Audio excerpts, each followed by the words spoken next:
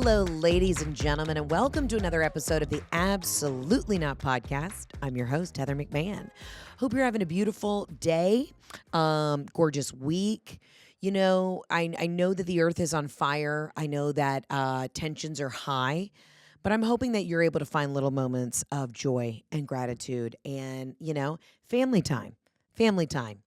Or just go for a walk with your dog or snuggle with your cat or, if you're a weirdo with a ferret, just have a moment, turn your face towards the sun and have a moment of, hey, at the end of the day, nothing really matters.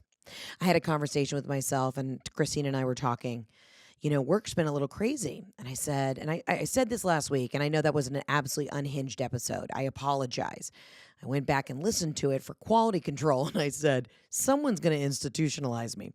But we were laughing about just how the next couple weeks leading up to this big show in Los Angeles, that is this weekend at the Pantages, all these industry people are going to be there.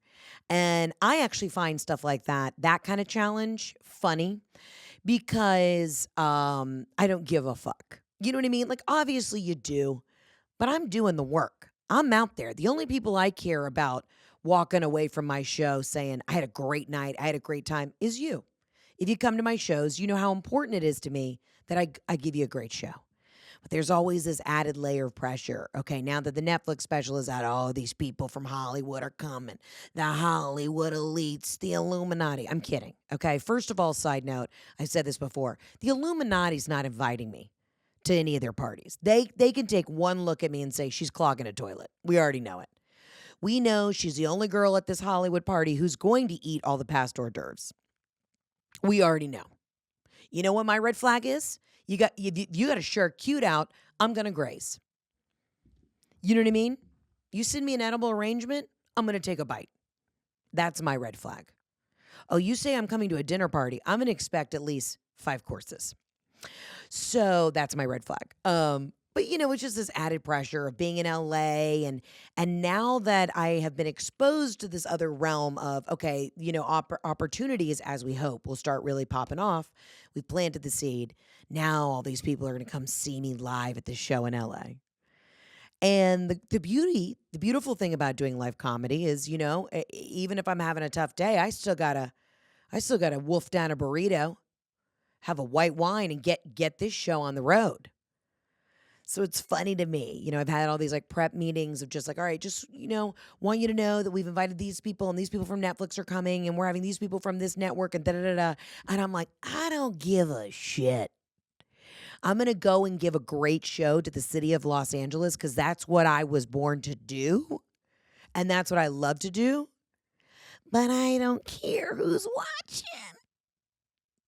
Because I'm going to tell you this right now. Anybody working for a giant network at some point during that week has probably had diarrhea in the exact same way that I have. I'm sure you've heard that phrase. If you get nervous doing public speaking, imagine the entire audience naked. That never really worked for me because, I don't know, it just didn't work. I don't need to picture the entire audience naked to ease my nerves. I just think that, again, 40% of this audience has probably had diarrhea. And then I'm like, yep, dialed in. Really grounds me. But if you're coming to the show in LA this weekend, I am so excited to see you. We're performing at the iconic Pantages Theater. I said this last week, but it is nothing. If you saw Hamilton, if you saw Sound of Music, if you've seen Wicked, if you've seen Hello Dolly at the Pantages, this show will not be like any of those. Am I giving you glitter? Am I giving you song and dance? Yes. Am I giving you, grabbing your genitals laughter? I am. But I want you to know I'm doing it for you. And I don't care if there's the big wigs of LA in the audience. Because you know what? They're all miserable. And you know who's filled with joy and the light of the Lord? Your girl. But also anybody who's in the industry who's listening to this, please give me more opportunities. Because I've been redecorating my house and things are starting to get very pricey. I did not realize the cost of drapes. And shout out to Jared Hughes, my interior designer, who's incredibly iconic. He's one of my dearest and he is doing a great job. But I told him, I said, Jared, I feel like I'm learning something new. He's like, yeah, I'll tell you what, drapes is what will get you.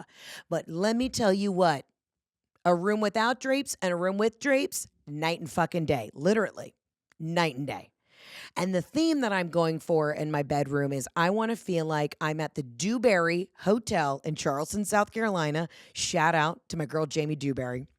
If you never stay at the Dewberry Hotel, you have to stay there. It's iconic. And I literally called Jamie. I said, Jamie, she's one of the owners of the hotel. I said, whatever this mattress is that you use, I need it.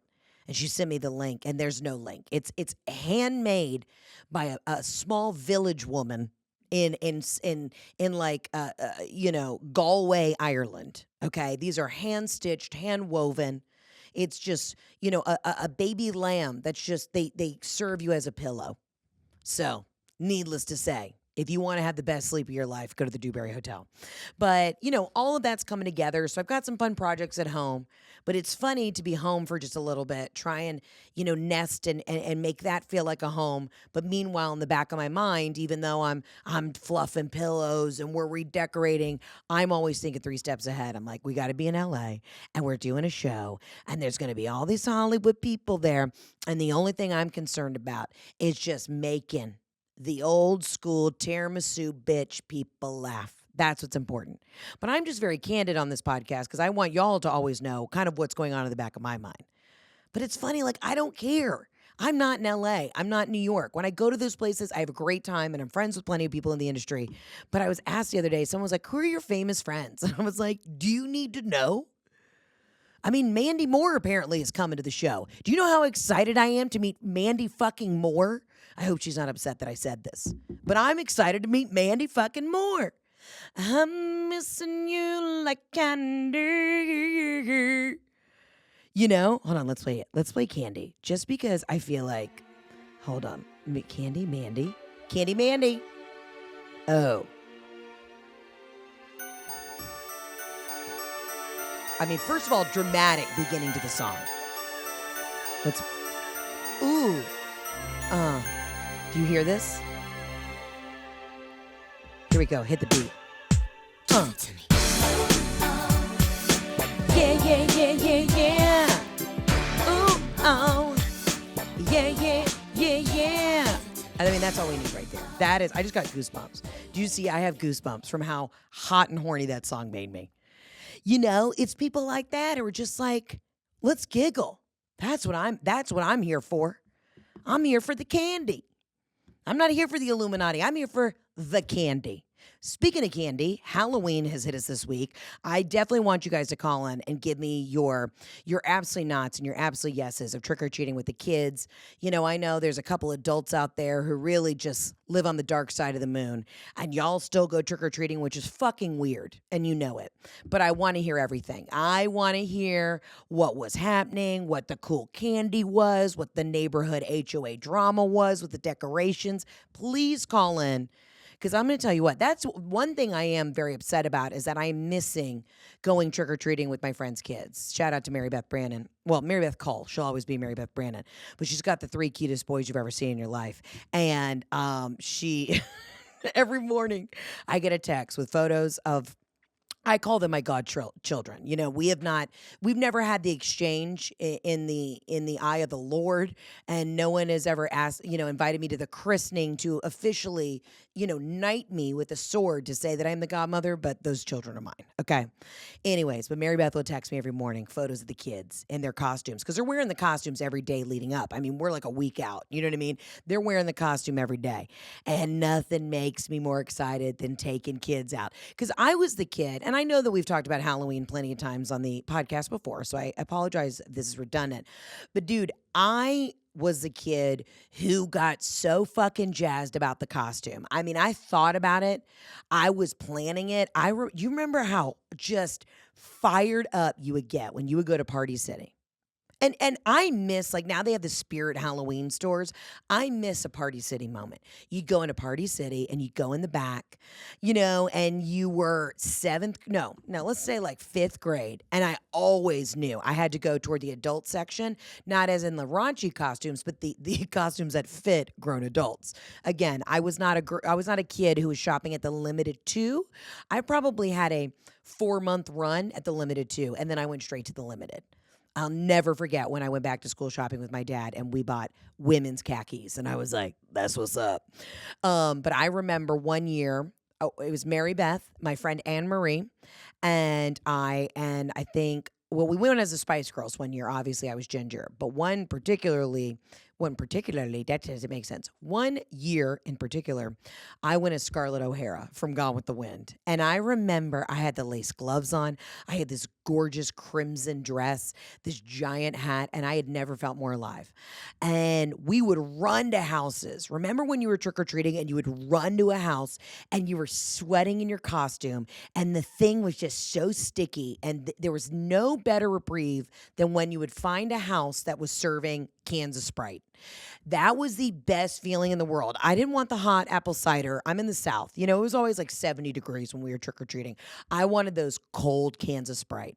So if you are, I mean, this will come out after Halloween, but I'm telling you, looking into next year, if you want to be the coolest mom on the block, coolest dad on the block, have 65 Yeti coolers just filled to the brim with ice cold drinks. Now, I don't know if the kids are drinking the all-natural LaCroix. You could have a Spindrift. You could have a healthier option. But I was always so fucking thirsty.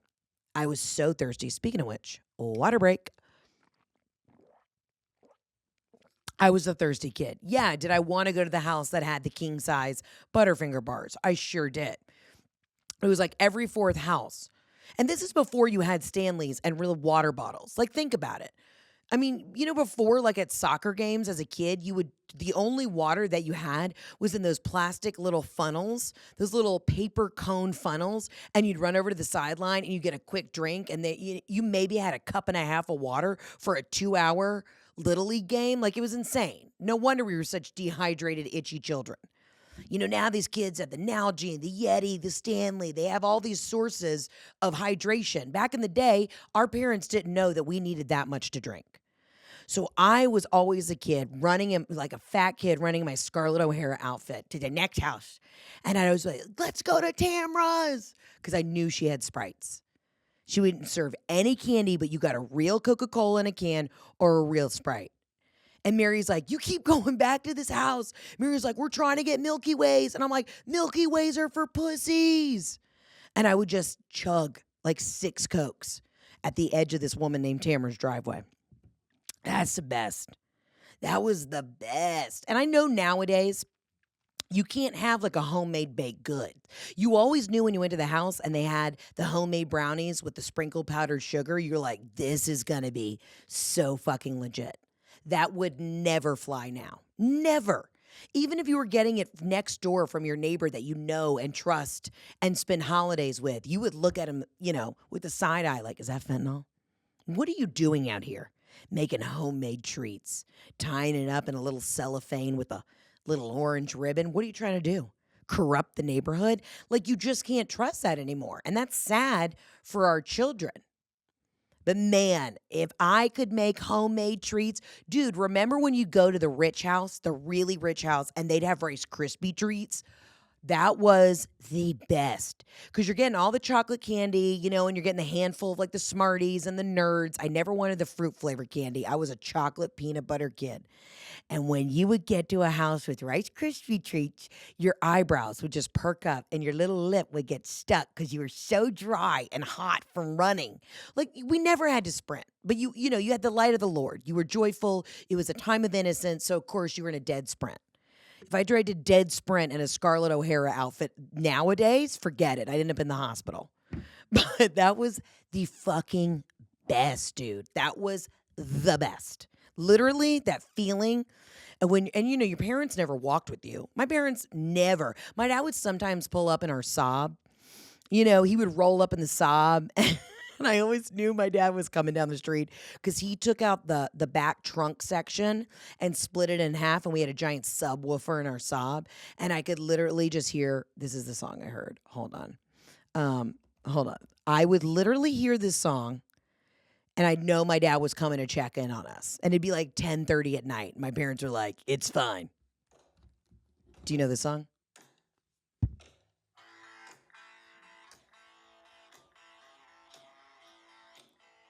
It's called Slow Ride by Foghat.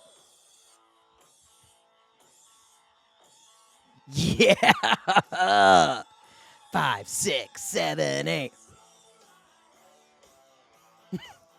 Take it easy. We don't have the rights to that song. So, anyways, well, I would hear Slow Ride coming around the cul-de-sac, and I was like, here comes Dad. Here comes Kyle. And he'd probably be like smoking a cigarette out of the Saab. And he would just be like, just checking in on the girls. And I'd be like, Dad, get out of here. We're good. And he's like, you sure you don't want to ride home? You're on the other side of the neighborhood. And I'd look at Mary and Annie, and they'd be like, we're fucking tired. And I'd be like, did you have? And he'd be like, you don't even have to finish the sentence. Diet Cokes, cold Diet Cokes in the back of the Saab? Yeah, I do. And we had the coupe. It was 2 doors. So, he would have to like get out of the car, push the seat forward. And then me and my chubby friends, we'd all slide in the back seat with the subwoofer just banging on the back of your neck. Meanwhile, my dad's probably high as a kite, going 4 miles an hour through the neighborhood with the sunroof open, just throwing back caffeine-free Diet Cokes to us in the back seat. And Annie, Mary, and I are just looking at each other and we're like, slow ride, take it easy. And then you get home and you'd rifle through your candy. And I never had the mom who was like, let me look first and make sure there's no razor blades and candied apples. Never. She was never concerned about that. She's like, Heather, no one's trying to do that to you, okay? Mom never once went through my candy. So the moms who are out there going through the candy, making sure that these kids aren't being poisoned, good for you. But Robin was too many red wines deep to care. God, those are core memories, dude. There was nothing better than when I knew I could hear Slow Ride coming down the bend. And I've said this before, but I used to get so embarrassed when my dad would pick me up from school in the Saab. And nowadays, do you know how bad I want to own a Saab? And where was I? Was I doing a show? I think it was in Cincinnati. And a woman who had ended up buying my dad's old Saab DM'd me and came to the meet and greet at the show and was like, I'm in the Saab club because they don't make Saabs anymore. And she was like, I'm in the Saab club. I bought your old Saab that we called Little Sheba. And I remember having such a connection with this woman being like, damn, I miss that car. But I want to let anybody know who's a Saab owner, if you're looking to get one off your hands, I think I'm going to trick one out. We had Burberry interior. We had sheepskin covers on the leather, subwoofer in the back like that. And as a kid, you never appreciate anything. Your parents, everything they do is embarrassing. I'd have my parents pick me up down at the bottom of the hill at the gym because I was so embarrassed about the Saab because it was a manual car. It was stick shift, right? So it was like, sometimes my mom would be coming up the steep hill at school and she would, skip a gear. And then you could hear her being like, fuck. So all I'm saying is, I wish I had that Saab back. If I was ever going to buy an antique car, which technically they're antiques because they don't make them anymore, I'd buy a Saab. So anybody out there, listen, Saab headquarters, I don't know if you guys are just in hibernation right now because you're really working on the next big thing in automotives, but please, I would love to be the face of Saab if it comes back. I mean, those are core Halloween memories. Oh, there was nothing better than in the early 90s, early 2000s when you would have to push open a coupe. You'd have to pull the seat back and everybody would have to crawl in the back. They don't make cars like that anymore. They do not make 2 doors that fit 25 people. They don't do it. Dude, remember the Mercedes, the people with the Mercedes station wagons, and you had the 2 seats in the trunk that looked backwards, so you were riding backwards? There was nothing better than when you get picked up from school and you were getting in like Caroline's car, and her parents were kind of hippies, but they were accountants, but they loved the Grateful Dead, and you would always want to ride in the trunk. Every single time I'm like, let me ride in the trunk. Are we going to Dairy Queen? And you felt so cool and so rebellious, and they would blast Grateful Dead on the way home. And I would always be, sitting out, looking out. I was a rebel. I was a renegade. I like to look out and see all the cars slamming on their brakes behind us. That was the best. Um, we're gonna get into the voicemails here in a second. I always have a blast doing the voicemails, but first and foremost, I know you guys have really been responding to the hot takes with Heather. Okay, talking about myself in third person, but I love to post this on Instagram sometimes, and y'all just ask me anything. As you know, I'm doing the most these days, so this is also a great way just to give my brain a little break. So let's hit it. Let's see what you guys are up to. This is time for hot takes with Heather. All right, where are we going? Okay, you've talked in the past about having PCOS. What has worked for you? Great question coming from Sarah. If you don't know what PCOS is, it's polycystic ovarian syndrome. I've had ovarian cyst rupture. I have had giant cysts. I have had smaller cysts. PCOS is it's a mind fuck. I suggest this is actual genuine advice. I'm not being sarcastic right now. I would suggest finding a functional doctor, functional medicine doctor. There's plenty wherever you're located. Shout out to my girl, Kristen Oja at Stat Wellness here in Atlanta. They're going to do a really intensive blood panel, and it's all about your hormones. I mean, it's all about your hormones. It is about getting on the right supplements. It's about lowering your cortisol. I've told you this before. I don't have any caffeine in the morning until I've had about 30 grams of protein. I make myself a little protein shake. I can't handle it. I've been able to get off my anxiety medicine. I take methylated B12. I literally do the most. See a functional medicine doctor. You know, it's really frustrating, especially in women's medicine, that they kind of just like look at the surface level issues. You know, of course, when I did a thyroid panel, my T3 and my T4 were low. But then when I did a deeper panel with a functional medicine doctor, they were able to be like, girl, not only is this low, but this is low because this is wrong. And this is low because your magnesium's bad and all this shit. Also, just a general rule of thumb, if you're having a hard time sleeping, because one of the things with PCOS or really any sort of hormone disorder is, you know, because your cortisol is messed up. You're probably very groggy in the morning and wide awake at night. I have this little tip and trick, and I've seen it all over TikTok, but I've been doing this for a while. I get this really stinky eucalyptus magnesium lotion. One of the best ways for your body to absorb magnesium is through lotion. I put it all over my feet, and I put on fuzzy socks, and I get in bed, and it will literally, the nights that I don't want to take trazodone or I'm trying to get off melatonin and all those things, I do the magnesium, and I sleep like a baby. So make sure your electrolytes are up, your magnesium's up, and call a functional medicine doctor. I love it. And also don't listen to anybody, okay? If your doctor wants to put you on a supplement or a pill or this or that, do whatever makes you feel good and tell everybody else to suck ya dick. All right. Where are we going? Let's see. Favorite and least favorite city you've performed in on this tour? Ooh. I mean, I never want to start a controversy. I'm thinking on this specific tour, honestly, knock on wood, everything's been really fun. We've had a blast. I mean, some cities are a little bit harder than others, just logistically. If it's an hour from the airport, if we're rolling in and the food options are low, you know, it's hard to get food after the show. Anytime I'm hungry, if I'm ever bitching about a city, most likely it's because my blood sugar isn't stable. Most likely it's because I ordered, you know, I was trying to be healthy. I ordered a bowl and I got raw chicken. I mean, you know, I haven't had, I mean, and, you know, listen, I make jokes about Baltimore all the time, but the real reason I had a show in Baltimore that was hard is because of the venue. I was across from a strip club that said, we've got 3 pretty girls and 2 fat ones. You know, like it's other elements of the city. It's not just the city itself. But I've really, honestly, I feel very grateful. We've been having a really nice time. I'd rather say the positives because I don't have a lot of negatives right now. I mean, hopefully, you know, LA and Atlanta don't shit the bed. But I have had so much fun. I mean, I had a blast in Vermont. That was like one of the lowest records of number of people who came out simply because it's a small market. And that was one of my favorite shows. I had a blast in Portland, Maine. I'm getting to go to a lot of new places, which is very exciting.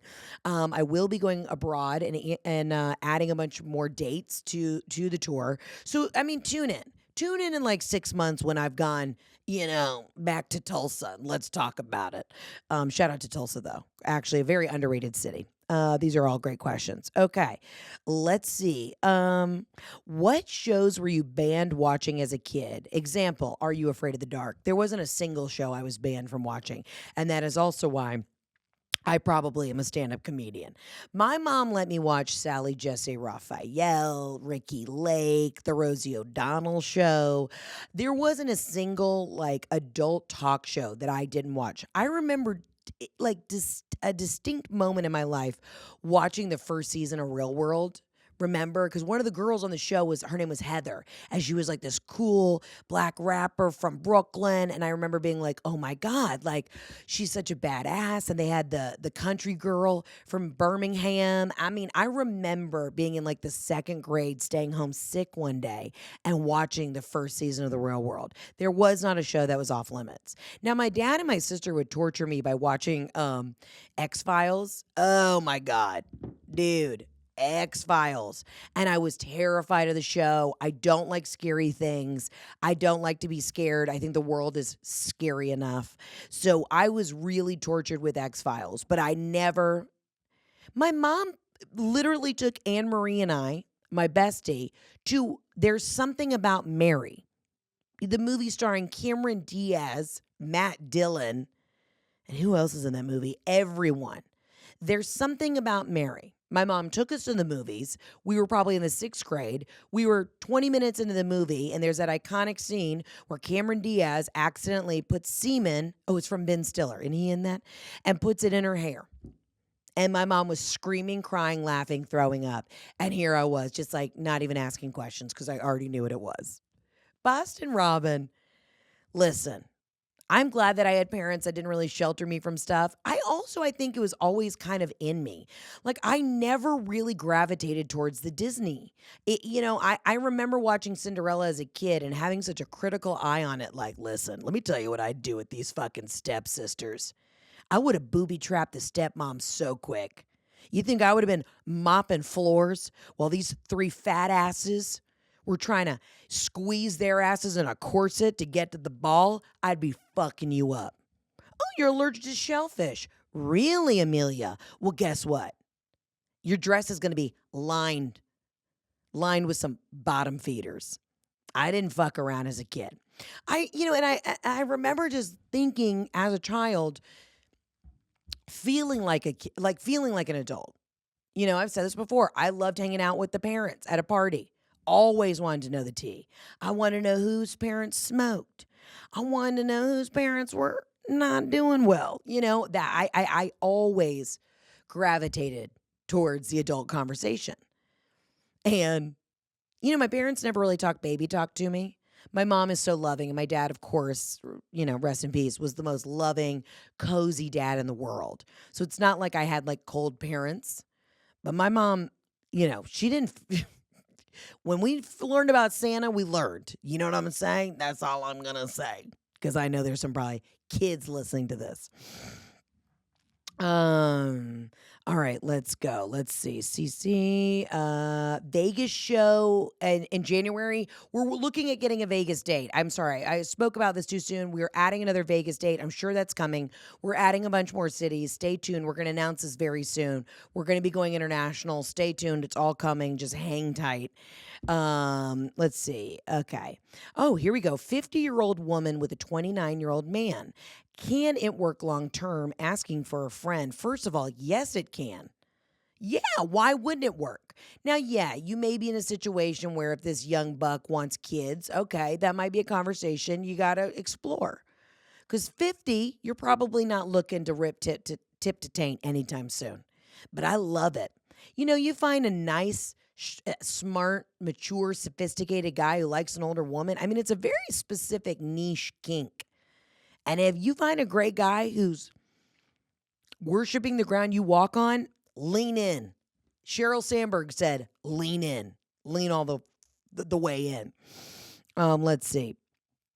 Let's see what's going on. What's on the top of your bucket list? Ooh. What is on the top? Well, obviously traveling more. Dude, I said this before. I'm ready to go on safari. I'm ready to be one with nature. I need to get out in the brush. I need to just have on a Dora the Explorer hat, a little backpack, and get into a little sticky situation. I think that, all this stuff's popping off, but sometimes you got to get grounded. And maybe it's you get chased by a cat. Maybe it is you see Mother Nature and the animal kingdom, do their thing. And sometimes we need that to reset ourselves. I really want to go on safari. What else do I want to do? I mean, there's a lot of things I want to do. I want to go to Ireland. Tina's in the room. I want to go to Ireland. I want to go to. Tina's from Ireland. We're gonna go to Sligo. I want to just be in a pub singing with my people. They have a McMahan pub right in Dublin, and my cousin Gina, shout out to Gina, she went there a couple years ago, and she's like, Heather, those are our people. We gotta go. Dying to go to Ireland. Dying. Gotta go. All right, what's if you could trade lives with any person for one day, who would it be and why? That's a great question. It would be a thin woman. It for sure would be a thin woman. And I know what you're thinking, Heather. Let it go. No, it would be a thin woman. Doesn't even necessarily have to be rich or famous. Just somebody who sits down in their pants and they don't have to do the thing where they pull them up. Somebody who doesn't have to stand up and then pull the back of their jeans up. It would be, what is it like to wear a crop top through the airport? I want to know what that level of carefree, worry-free, don't give a fuck. I went to Aeropostale and bought a crop top that fits a 12-year-old. And you know what? It looks great on me. I want to live that freely. Yeah, would it nice to spend a day as Kris Jenner and drive around in a Bentley? No, because she's got the weight of the world on her shoulders. I want to be just a regular run-of-the-mill thin gal. I don't want to be famous. I don't want to walk around in, the paparazzis after me. I want to just live the day of the life of a girl in Puerto Rico laying on the beach with abs. That sounds like that would be truly out of body. Okay, what would you wear to a boudoir shoot? Or do you think they're tacky to do? What would I wear to a boudoir shoot? Probably some silk pajamas from Show Me Your Moo Moo. I've said this before. I look better fully in the buff than I do in lingerie. If you got big titties and a thick back, lingerie just never fits you right, okay? And the girls who've tried to do it, Fenty was doing it for the girls with the big jugs. But then the way you got to buy Fenty it's like you got to buy a package deal. It's a subscription. I just want to be able to go on Nordstrom and buy something slutty. That would be the name of my lingerie company. Something slutty for thick chicks. Something slutty for sluts. That's what I want to do. That's what I want to do. Let's see what else is that. But do I think boudoir shoots are tacky? No. I think if it makes you feel alive, there's nothing better than being, they say to take a sexy photo, you got to be like kind of face down, ass up, and you're looking back and you put a pillow under your pelvis as a wedge to pop you up. I mean, I think go for it. I think what you should do is do a boudoir photo shoot. Print out in a 36 by 36, a 48 by 50, huge photos. You print those out and you put them all over your house for the holidays. So when your in-laws come over, they're just like, okay, Michelle, okay. I think that's what you do. And you say nothing. You put the garland and, maybe you put a giant photo up on the mantle. You put garland in front and it's just your asshole right there in a sexy, silky thong. I say, living well is the best revenge. Buy tickets for the Atlanta show. Will it be a different set/show from the Netflix show? Yes. What we are doing on this current tour is not what is on Netflix now. I know it's a little confusing because I'm saying we're shooting the special. The shows in Atlanta, the 2 shows in Atlanta, that is the material from the current tour I'm on. It'll be a hodgepodge of all of that from the last year. So no, if you saw my special on Netflix, what I am doing in 2 weeks in Atlanta is night and day. It is completely different.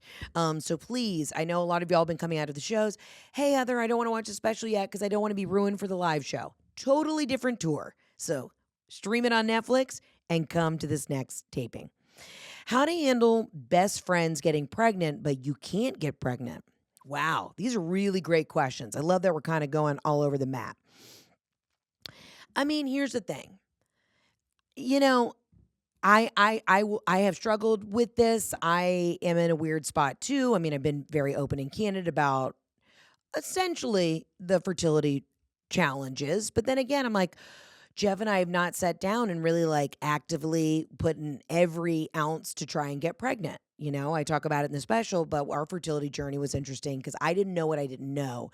I was trying to be proactive in getting embryos and eggs. And then when my doctor said, hey, you should have done this 10 years ago, you know, and we had many failed attempts, but in the end we were able to get one embryo, which is a beautiful thing.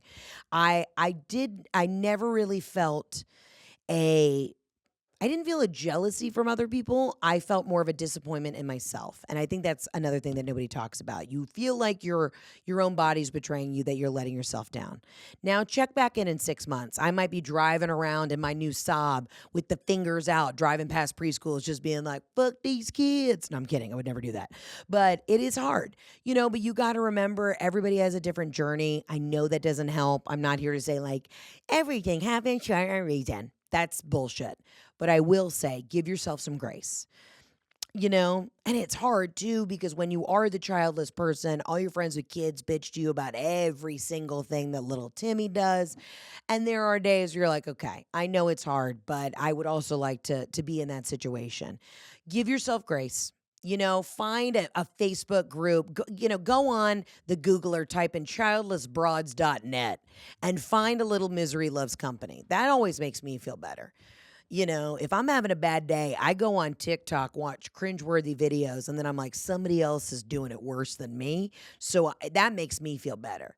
So sometimes you just gotta get out there, put out the feelers, and somebody's always going to have it worse or harder. So keep things in perspective, give yourself grace, and maybe if you find a couple other broads who are, you know, doing the IVF, I feel like that's a good support system. Just type in childlessbroads.com and you don't know what you're going to find.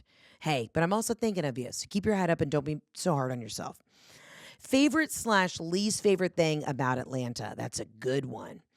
My favorite thing about Atlanta is a lot of things. Great food scene, culturally diverse. We have a thing called Buford Highway. You can get anything from like northern Thailand, cow soy noodles to Malaysian, sticky rice, down to Jamaican jerk chicken, down to the best frickin' empanada you've had in your life. I mean, we've got culture, we've got a food scene. Good people. I think Atlanta is just a great melting pot of just fun people. Least favorite thing, our airport fucking sucks and it needs to be redone. Okay, we can't be having 600,000 million people going through every day and I got to sweat my ass on the plane train. We got to figure it out. And I know I've been beefing with the Atlanta airport.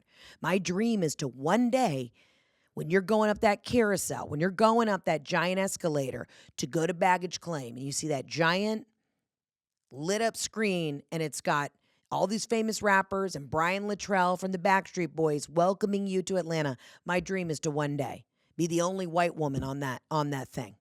Heather McMahan, comedian, actress, philanthropist, podcaster, all around Fatiana, welcomes you to Atlanta. That's a goal. That's a bucket list item right there. Will it happen? I don't know, because I've been beefing in the gram with the ATL airport. We have no good food options. We have no food. We have no jobs. Our pets' heads are falling off. Our traffic sucks.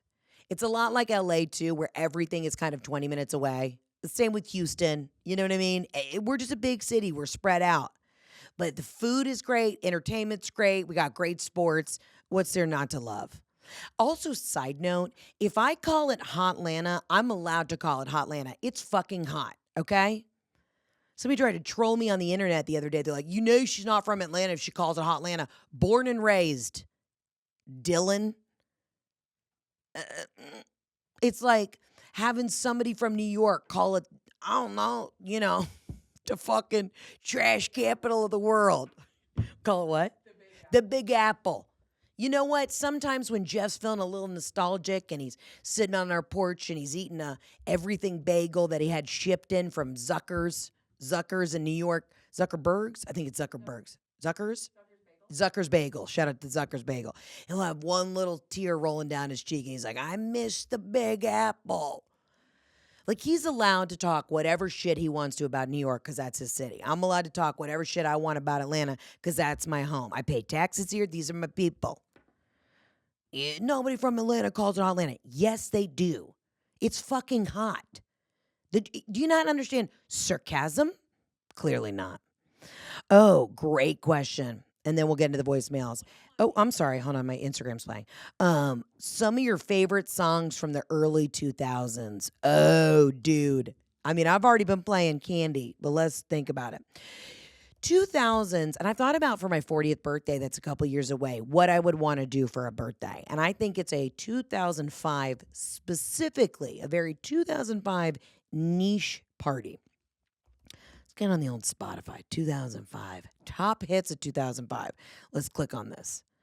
I mean, it's Mariah Carey, Mario, Let Me Love You. That's when Kanye West came out. Dude, if this isn't just, okay, I want you to, let's all take a deep breath. I want you to prepare for this moment that I'm about to put us all through. Okay. If you're driving, don't close your eyes. If you're doing housework, close your eyes for a second. It's 2005. You're at high school graduation, right? You know you're going to college. The summer's about to let out. You're at prom. Okay, you got a corsage that is from a local flower shop full of just roses and baby's breath that is just sucking the life out of your wrists. They're swollen because you've been eating, Quiznos every fucking day after school. You're in a dress, a fancy dress that you went and bought with your mom at Parisians, Dillard's, Nordstrom's. Nordstrom's, I think it just started to pop off. Maybe you went to Macy's, dude. Maybe you went to Macy's. And you're in an adult dress. You're wearing like a size 8. Titties are blooming and blossoming. You're there with the guy that you have a crush on. He hasn't given you the time of day. And you're about to hit the dance floor, and then this song hits.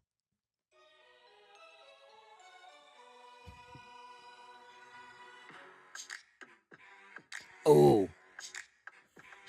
Uh-huh. So seductive. Dude. Hey, I'll let you lick the lollipop. Ooh, don't you stop. Hey, dude. And it would take all of the, volunteers at the prom about 40 seconds into the song to realize that it was literally, the song's about like blowing a dude. Oh, man.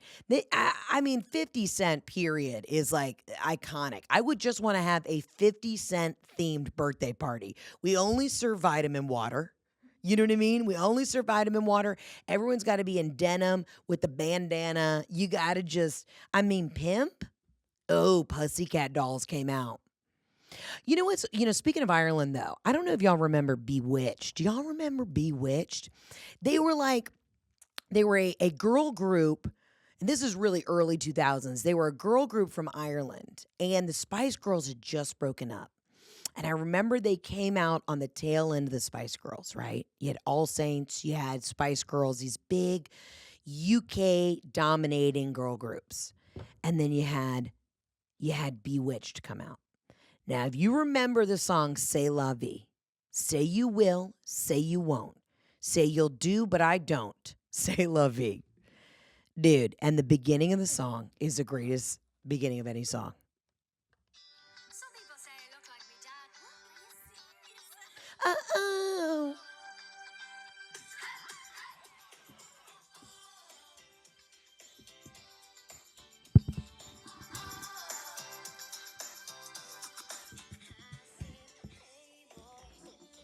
I mean, if you didn't hear that song and you're driving, I guess in early 2000s, right? We're beginning high school. If you're not driving in the back of your mom's car, just,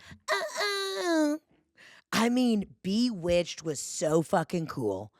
They always had these cool denim outfits on. They always had fairies because they were from Ireland in their music videos. And I would go home from school. I would put the CD in, and I had like a 10 disc changer because we always had cool technology at our house because my dad had a software company. So my dad had he had like a black card at Best Buy. All right.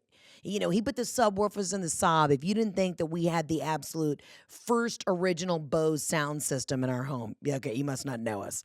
And I would go put in It would rotate. Oh, and it'd be a mix. This is probably why I have aspirations to be a DJ, because there were so many moments just me alone in my room blasting Bewitched, then going over to a little candy shop, then popping over to a little Nelly Furtado. I love all music. I mean, that's why I'm a cocktail jazz kind of gal. There's nothing that I won't listen to that brings me joy. And oh man, when Avril Lavigne came out, forget it. Damn Cold Night, one of the best songs ever. You know what I mean? I used to just sing that song with so much angst and anguish in my heart. It's a damn cold night. Like, what? I've never been out in the rain.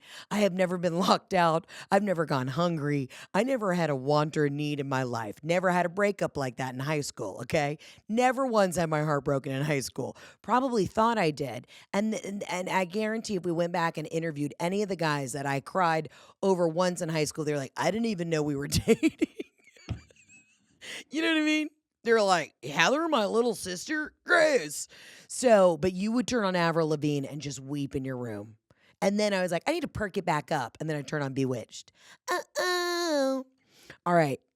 Enough with the hot takes. This is great, though. These make me laugh. You see what we've done? We've worked through some things, and we're solving problems, and we're doing the most. Okay, let's get to the voicemails. As always, you can call in 800-213-7503. But let's get to the absolutely not line. Hey, Heather. This is your friend, longtime listener, first-time caller, but I've seen you a couple times. Love it. Live in concert, most recently in Charlotte, so shout out. Shout out to Charlotte. Anyway, I finally have Absolutely Not after a couple years of listening. Okay. So, I graduated from college a couple of years ago, and all my friends and I, we got houses, apartments, condos, whatever. Well, a couple of my friends also moved home, but one of my friends in particular just bought her first condo. Post-grad, she's been living at home, saving money for 2 years. Well, that's awesome. Absolutely yes to that. But absolutely not to inviting your friends and your coworkers to a housewarming party. It's not even at your own house with an Amazon registry. Like, I want to come see your house. Let me bring you a bottle of wine. Let me bring you a 6-pack of ice cold beer. Yep. But don't ask me to buy you a skincare mini fridge. No. Didn't even know that was a thing until tonight. So, anyway, love to get your thoughts on this, Heather. God bless. I love you Bye-bye too, now. baby. Calling all the way from Charlotte. Love you too, sugar. I think we had somebody call in a couple months ago asking about there was an Amazon wish list for a little kid's birthday. That one I even sort of justified. But an Amazon wish list for a housewarming, if you're not newlyweds, if this is a single adult who's asking you to buy them a crock pot, cut that fucking negative energy out of your life. You know what I love is when there's a housewarming party and you have a stock the bar. And everybody brings a different liquor, wine, beer, spirit, whatever. That makes sense. Hey, even a stock the pantry. That's fun and exciting. Ooh, you know what I'm going to do? I'm going to go to Costco, get all the fun size, the little mini chips, and I'm gonna come over and stock the pantry. You know what I'm always going to bring? Either a sweet treat, a savory treat, or some alcohol to your home. That makes sense to me. Still a little obnoxious, but that makes sense. I'm never going to show up without a gift. But you're asking me to take time out of my day to find a link to then have something gift wrapped and shipped to you? Get the fuck out of here. Absolutely not. We have all become so entitled with what people owe them. Nobody owes me shit except a good attitude and a good time. Let it go. I don't need dick of shit. That's not a phrase. I don't need nothing. If you come to my house and you're like, listen, this is the best white cheddar popcorn I've ever had in my life, thought you'd enjoy a bag, that is such a thoughtful thing. I don't need you to buy me a $600 candle. I don't need you to buy me a new throw rug. I don't need you to buy me a welcome mat. If you find a cheap one at Hobby Lobby, sure. But that's all I need. I don't need anything except a bottle of Merlot and maybe some vermouth and some bitters. I mean, the whole point of having a housewarming party is that everybody breaks in the bar, in quotes, and next thing you know, you're playing topless Twister and the cops get called. We all know what housewarming parties are for. Housewarming parties are for times when everybody, confesses they've all been sleeping with the same guy. That's what a housewarming party is for. Not for me to go on williamsonoma.com and buy you a new griddle. You're out of your mind. It's the audacity of people these days thinking that it's their wedding. I mean, I had an international wedding. I didn't even expect gifts. You know what I mean? But if you did send me one, I still have not sent thank you cards. So thank you for that. But regardless, also, it'd be one thing too. Okay, you got a house with a big yard. We're all going to pitch in and buy you a nice grill. Great. You're in a condo with amenities? No. If you're in a condo with a gym and amenities, I'm not buying you shit for your apartment. A house out in the sticks, you might need a BB gun to, I don't know, ward off deer. I'll chip in. That's a GoFundMe. That's for protection. You know what I'm not doing? Buying you a Breville waffle iron that I know you're never going to use because they're very hard to clean. The audacity. Get out of here. I'll bring you some dry vermouth and some little decorative toothpicks for your olives for your dirty martini, but that's it. You're pushing your limits with me, and I've had it. Let's get to the next voicemail. Heather, this is Caroline from Houston, Texas, and I have the biggest absolutely not for you. I have never needed to call you more than I needed to call you right now. Let's hear it. I was just outside in my front yard talking with my neighbor. He's an older male, sweet, sweet guy, and he has a little dog, and our dogs like to play together.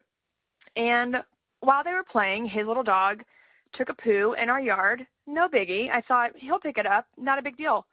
And I decided I needed to pop into the garage for a quick thing, came out, saw my neighbor walking back to his house, and I thought, oh, did he get the poo? Mm-hmm. And I looked and saw it was gone, and then I looked at him and saw it was in his hand. He was carrying it, bare-fisted, carrying the poo. And I thought, no, this can't be right. I must have seen this wrong. And so I checked the ground again, looked back at his hand. He's an older male. He walks pretty slow. I had a lot of time to do a lot of double takes. And I mean, it is what I saw is what I saw. He had just picked it up with his hand and then proceeded not even to go to his trash can with it, but back inside of his house with it, just with a fistful of shit. I am beside myself. I cannot, absolutely not to all of that. Just absolutely not. I can't. Okay, what has just happened is this should be a very, very clear signal, a very clear sign that you're living next to a murderer. And anybody who can just raw dog is, has got some bodies in the basement, has definitely grandmas in the ice chest. You know what I'm saying? I would very quickly get on the Nextdoor app, and don't put this guy on blast. He knows where you live. I would just quickly do a little perusing, maybe if they're like, hey, hey everybody, just wanted to remind y'all, like wink, wink, nudge, nudge, 420 Sycamore, be nice to Carl, like whatever it is. You're going to have to do some what the subtext of the text is. You're going to have to read through that Nextdoor app. But that isn't an unhinged thing. Absolutely not. At any point should you just be raw dogging your raw dog's raw dog. I mean, and I'm sure some moms out there are gonna chime in. Heather, you've never had kids before. Once you're covered in your kid's shit or whatever, you just get used to it and you don't think twice. That's different. That's the same DNA. I think human feces is a little bit cleaner. No, it's actually probably not. It's just filled with like red dye, red number 40. Regardless, though, you should never be raw dogging dog poop. That's insane. And, listen, this guy, if he's an older gentleman, he's probably survived the war. He probably did time. So actually, let's give him a little grace. Let me be empathetic right now and say he's probably like, let me tell you, when I was in Nam, this was, I held my buddy in my hands as the bombs were going off. Like, I mean, he's probably been through some heavy shit. And I don't think it's not just, oh, you're getting older and kookier and you don't care. I mean, I think we don't give the boomers enough credit for the things that they've seen and they saw. You know what I'm saying? But that's really wild. I would do a quick background. I'd do a quick little next dart, little peruse. And I keep your doors locked, But on the other end, if you just find out, hey, he's lived 9 lives and a little dog poop, you might find out he works for the CDC. He may, ask him, be like, what did you do before you retired? And if he's like, well, I was a phlebotomist, so he knows all about diseases and blood and, all that. Oh, I was a gastroenterologist. This is nothing. I've been fisting people's butts for years. Then also give him grace because, again, he's seen more than us. Maybe it wasn't the war. Maybe he was a gastroenterologist. Maybe he, he might have his own bag connected to him. We don't know. So I do think that is a wild, absolutely not. Do a safety check first, and then if you find out he's in the clear, maybe let's be a little more gentle to the boomers and just say they're just trying to survive. You know what I mean? But it is an alarming thought to think that at one point he had dog doo-doo in his hand and he took it in the house. He didn't put it outside. He brought it into his home.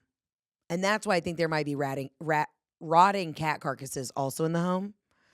And then he might just, throw the turd in the sink, wipe his hands, and then get on Facebook and start talking about Trump. You don't know. But I'm guessing that's probably the chain of events. You know what I mean? That's the timeline of what happened. Gird your loins, gird your labias, and I would definitely call 911. Okay, let's get to one last voicemail here. Hey, Heather, I have an absolutely not for you, and I would love to know your input, although it won't change my mind. Thank you cards for a wedding. They should be, and I'm from the South, they should be handwritten. It should not be a minted mass print card. Agreed. With a beautiful picture. And I thank you so much. We appreciate your love and support. Handwrite that shit. I'm not saying I don't think people should handwrite thank you cards or provide a thank you card when their 5-year-old has a birthday party and someone brings a gift. I don't do that. I don't do that. Like, I don't make my kids write them. I don't write them. But I write thank you cards for baby shower, bridal shower, wedding, bachelorette party. My kids got baptized, christened. There were gifts. I did thank you notes for that. But this idea of a I'm gonna order this from Minted or whatever, that's the brand I use, or MPix, and I'm gonna mail those out. It's an absolutely not for me. Okay, all right, sis, I hear you. I hear you. Here's the thing: I gotta publicly apologize to anybody who has come to an event, brought me a gift. I found our thank you cards that I wrote a year ago in a box. I have a little trinket box on my desk in my office at my house. They never got mailed, and they were all handwritten. Never got mailed. You know what? It's too late to do. Mail them. I guess I could, but I feel like now I need to also write, I'm sorry these were never fucking sent.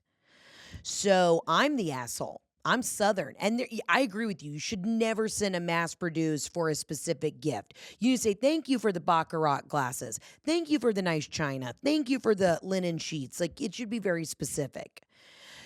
Yes. Do you send a thank you out, just a generic for the holidays, for a birthday gift? Yes, absolutely. That's easy. But these were handwritten, and I had to write them. And even as you get more busy, everyone's busy, but I always find it I'm like, okay, especially with celebrities, did their assistant write this or did they really write this? You know what I'm saying?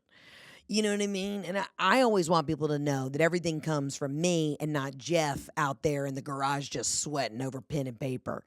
But I could not believe that these had never been sent. And I'm now in a pickle. I'm in a full conundrum. I feel like it's too late to go back. I don't know what to do.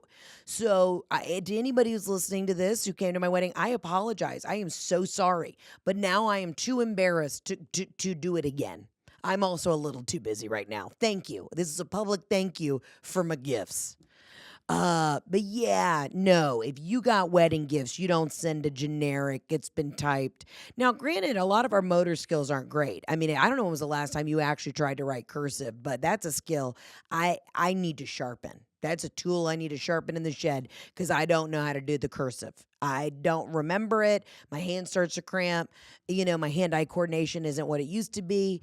I put on blue light blocking glasses. Those don't work. I don't know what to do. So all I'm saying is, yeah, you better come correct. You better come authentic. You better handwrite that shit. I want there to be a cramp. I want there to be blood splattered in the corner, with a wax seal. Honestly, we should bring wax seals back. That's talk about a nice touch on a card. I'm not good with that. I think I'm much better with my words saying thank you. Writing a thank you card too is, and some people are card people. We were never a card family.